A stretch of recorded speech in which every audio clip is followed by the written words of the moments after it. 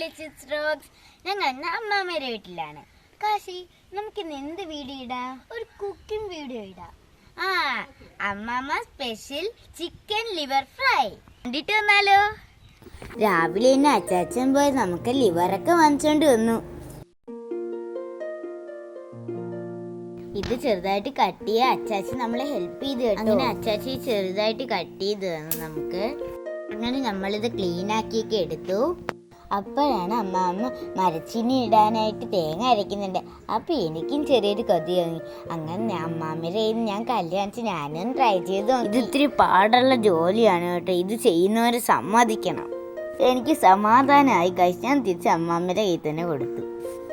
ഈ ലിവറൊന്ന് വേവിച്ചെടുക്കാനായിട്ട് കുക്കറിലേക്ക് ഇട്ട് അതിലേക്ക് മഞ്ഞൾപ്പൊടിയും ഉപ്പും ഇട്ടിട്ട് നന്നായി മിക്സ് ചെയ്ത് എന്നിട്ട് അടപ്പെടുത്ത് അടച്ച് വേവിക്കാൻ വേണ്ടി വെച്ചു.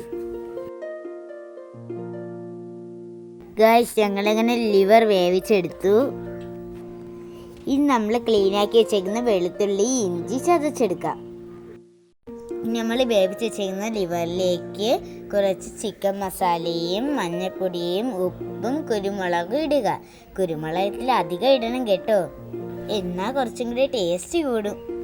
എന്നിട്ട് ഇതെല്ലാം നന്നായിട്ടൊന്ന് മിക്സ് ചെയ്യുക. എന്നിട്ട് ഗ്യാസിലേക്ക് ഒരു പാൻ വെക്കുക.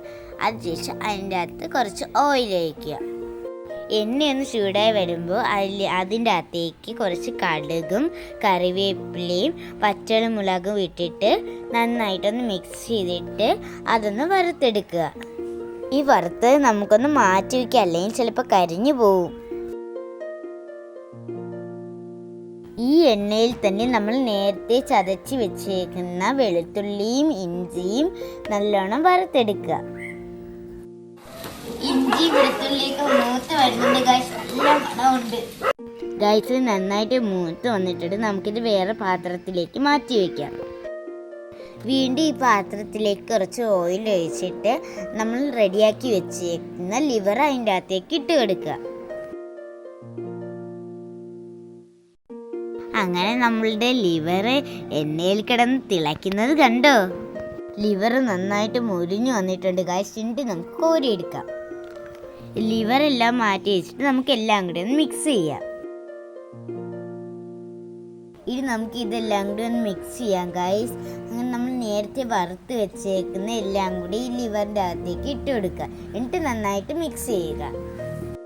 ഫൈനലി നമ്മുടെ ചിക്കൻ ലിവർ ഫ്രൈ റെഡിയായി കഴിഞ്ഞു. ഹലോ ഗൈസ്, അങ്ങനെ ഞങ്ങളുടെ ലിവർ ഫ്രൈ റെഡിയായി. ഇത് കഴിക്കാം.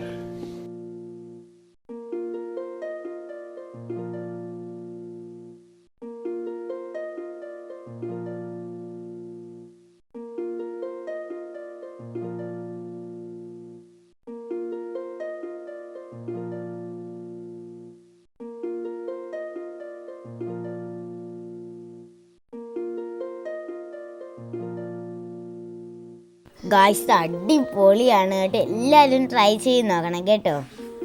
ഈ വീഡിയോ ഇഷ്ടപ്പെട്ടെങ്കിൽ ലൈക്ക് ചെയ്യാനും കമൻറ്റ് ചെയ്യാനും ഷെയർ ചെയ്യാനും മറക്കരുത്. അപ്പം മറ്റൊരു വീഡിയോ കാണാം. Bye bye.